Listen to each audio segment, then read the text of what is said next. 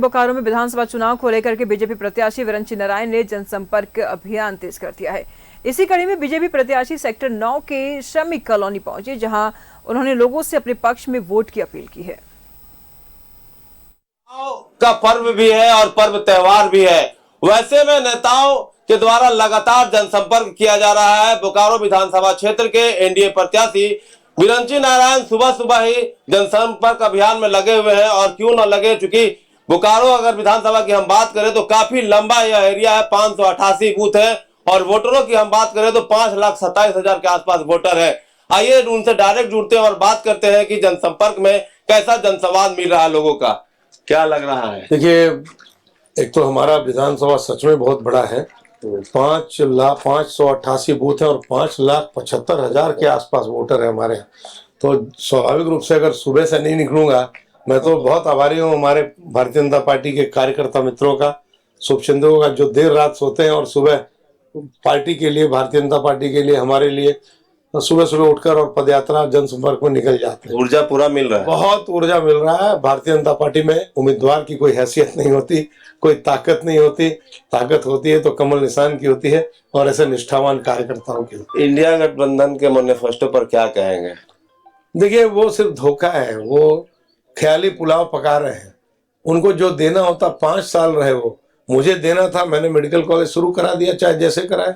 मुझे town hall बनवाना था, मैंने बनवा दिया। मुझे सड़कों का जाल बिछाना था, 250 किलोमीटर से ज्यादा सड़कें बनाई मैंने। मुझे गांव-गांव बिजली पहुंचानी थी, मैंने लग के भिड़ के अधिकारियों से हाथ पैर जोड़ के करवा दिया। तो काम करने की इच्छा शक्ति होनी चाहिए। भारतीय जनता पार्टी ने घोषणा किया है कि जो काम उन्होंने नहीं किया वो हम करेंगे और आने वाले समय में आप देखिएगा सरकार बनेगी और कैसे काम तेजी से शुरू। आप 5 प्रण और 25 संकल्प पत्र के साथ आए हैं। उन्होंने 7 संकल्प पत्र कहते हैं मैनिफेस्टो लाए हैं। उसमें 1932 का खतियान है, नौकरी की बात है, हर प्रखंड में डिग्री कॉलेज खोलेंगे, शहर में मेडिकल और इंजीनियरिंग कॉलेज खोलने की बात कर रहे हैं, 1932 भी लागू करने की बात कर रहे हैं। क्या लग रहा है, उन्होंने जो हमारा डुप्लीकेट करके थोड़ा थोड़ा मात्रा बढ़ा दिया है। तो भाई, आपके पास कोई विजन नहीं है, आपके पास कोई सोच नहीं है। आप रोना रो रहे हैं कि हमारे पास संसाधन नहीं है, आप रोना रो रहे हैं हमारे पास पैसे नहीं है। तो ये आखिर ये खुलेंगे कैसे, ये काम होगा कैसे।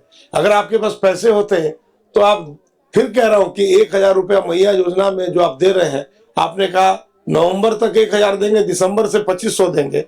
वो तब कहा जब बीजेपी ने 2,100 की बात की थी।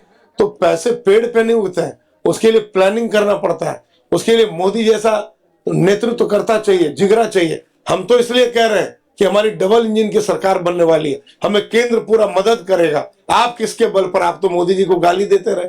आप अनाज मोदी जी से लेते हैं और गरीबों को बांटते हैं, गाली मोदी जी को देते हैं। आप हर वो काम, आप वृद्धा पेंशन, विधवा पेंशन, दिव्यांग पेंशन, आप मोदी जी से पैसे लेते हैं, बांटते हैं, गाली मोदी जी को देते हैं। अब यह देखना होगा कि जनता किसे चुनती है। मैं सुरेंद्र, न्यूज़ 11 भारत के लिए कैमरा पर्सन भोला के साथ बोकारो से।